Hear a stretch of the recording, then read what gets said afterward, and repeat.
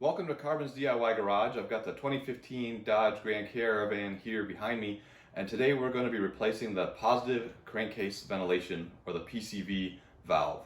And this video will work for any vehicle that has the 3.6 liter Pentastar V6 engine, and I'll show you how it's done. And it's a regular maintenance item. Some people would say do it as often as 30,000 miles. Some people would say follow the owner's manual, do it at 100,000 miles. This van's got just over 100,000 miles on it, so we're gonna go ahead and replace it. So this is the new PCV valve I'll be installing in the van, and I'll leave a link in the video description. You can see that there's just two fasteners that are gonna hold it in place, and it's actually gonna sit in like this. Unfortunately, it is located way back here, and so accessing it is gonna be some tight fit, but when you shake these, if it sounds like this, that ball in there is free to move. That means it's a good valve and it should work just fine. So I don't know what the state is of the one that's been 100,000 miles sitting back there, but I don't want to inspect it and then replace it. If I'm going to do the work of pulling it out, these are pretty cheap. We'll just go ahead and replace it. So since the PCV valve is located way back in that corner, the first thing we're going to have to do is pull the engine cover off. And it's done just by lifting straight up. And there's four little grommets that hold it in place. And you can see 1, 2, 3, 4 grommets that go on these posts here on top of the engine. And so we'll just set this aside. So this is one case where, while the engine is the same for a whole bunch of different models of vehicles, access is different. And that's because on the minivans, the motor is turned so that all of the pulleys and the drive belt are on the passenger side, versus, say, the Jeep Wrangler and some of the cars, the pulleys and everything are on the front. And so on, say, a Jeep Wrangler, like the JK and JL that have the 3.6 Pentastar, this whole thing is turned 90 degrees. And what that means is the PCV valve, which is fairly accessible back here, down in this corner over here, you turn that 90 degrees and it comes back here into this corner. And there are videos on how to access it. It's not nearly as straightforward as it's going to be here for me, because you largely have to come up through the fender well to get access to the bottom bolt on the PCV valve. So the steps, removing the fasteners, putting them back in, and how it's connected to the motor is going to be the same, but accessing it is going to be a little bit more complicated if your motor is turned 90 degrees.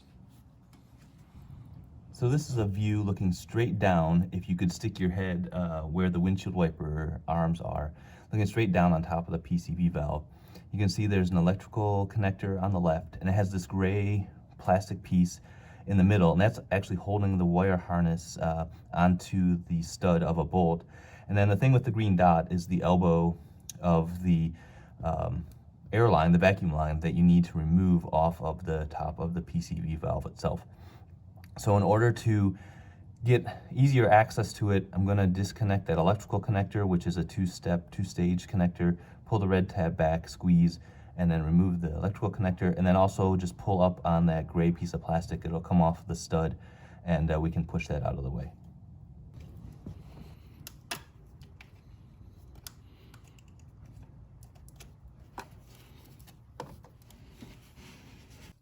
The trick on that is remove the plastic piece off of the stud first, and then you can get the connector off.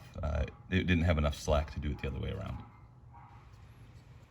So I think the name of the game with this vehicle is that it's got 100,000 miles on it, so everything is kind of used to being installed and in place. And that's true for getting this connection off the PCV valve. I couldn't get a good grasp on it to break it free, so what I did instead is the top of that vacuum line goes to the intake plenum, and just using a screwdriver I could break the seal and then push it off the intake plenum, just like that. And then there are three connectors or fasteners or trees or whatever, plastic trees that are holding this wire harness onto the intake plenum. You can't, there's one right here. So I pushed that out. There's another one up here on the intake plenum. I pushed that out. And then there's a plastic clip here at the top that clips over the top ridge on the intake plenum. Pop that off with a screwdriver, and now the harness has enough slack in it to where I can push the vacuum line back underneath the harness. that. And now that it's free, I can spin this a little bit, and probably doesn't show very well on the video, but I'm just spinning it and pulling it up, and it's gonna come right off of the PCV valve. So there you go, set this aside. And now we have access to the PCV valve itself. Okay, I'm gonna just go with some Skycam footage to try to show you what it is I'm doing. It's really hard to get a good view back here. So these fasteners, here's the one that's on the top, so I can point it out to you. It's a T25 Torx. It's not a socket, not a hex. So if you have a Jeep Wrangler, you use Torx all the time, but if you don't have a T25 Torx, you're gonna need one to do this project. So the top one's pretty easy to access with a long extension and put a ratchet on it. It's not a big deal. The one underneath it though, there's one on the bottom, it's totally blind feel. As you can see, I don't know if you can see it very well, but there's this harness here on the side that I'm pulling up to make a gap so I can get my tool through, and you're actually sitting where I need to stick my hand, so I'm going to try to move the camera so I can get my hand down there so that I can feel where the fastener needs to go. Skycam didn't really work out, so I'm going to try to do it from this angle. There's this line here that I need to raise up, and there's another electrical line right here that goes below, and so you snake your tool between the two, kind of like this. And you reach in from above, and hopefully you're not just getting my big fat head. And it's all blind feel. Get your tool engaged in that Torx tip. And that's it. It broke. It's not torqued very hard. It just takes a little bit of torque. And of course, as I was taking my ratchet off, it came off the fastener. So now I'm just gonna unthread it by hand, just spinning the extension. Now that we have the lower one out, we're gonna do the same thing with the top one. The lower one is by far the hardest to access. And of course, don't lose the screw, because that would really suck to lose it into the depths of this vehicle.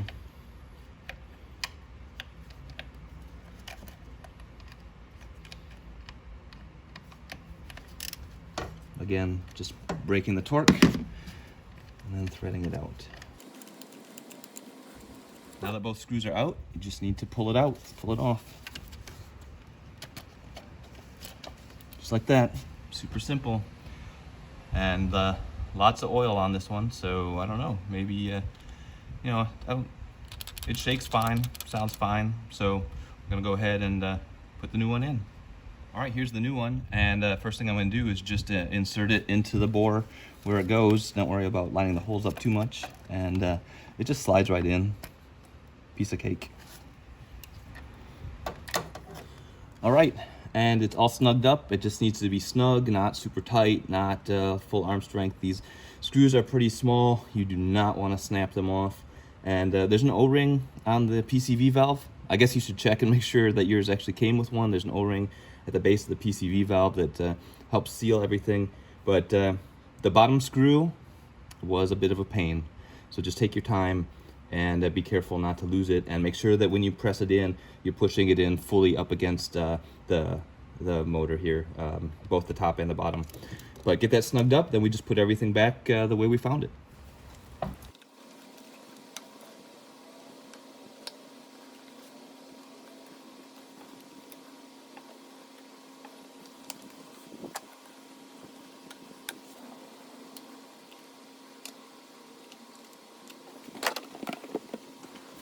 And there you have it, brand new PCV valve in the 3.6 liter Pentastar V6 engine on the Grand Caravan, but it applies for anything that's got the same motor. Access might be a little bit different, but I think that bottom screw, no matter how your motor is oriented, it's going to be a bit of a struggle.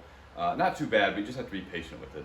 If this video has been helpful or useful, give it a like, thumbs up, subscribe to the channel because there's a lot more things for this van, but then also some of the other vehicles that I've got. So subscribing, hit that notification bell, will get you informed on when I post something new. Until next time, have a good one.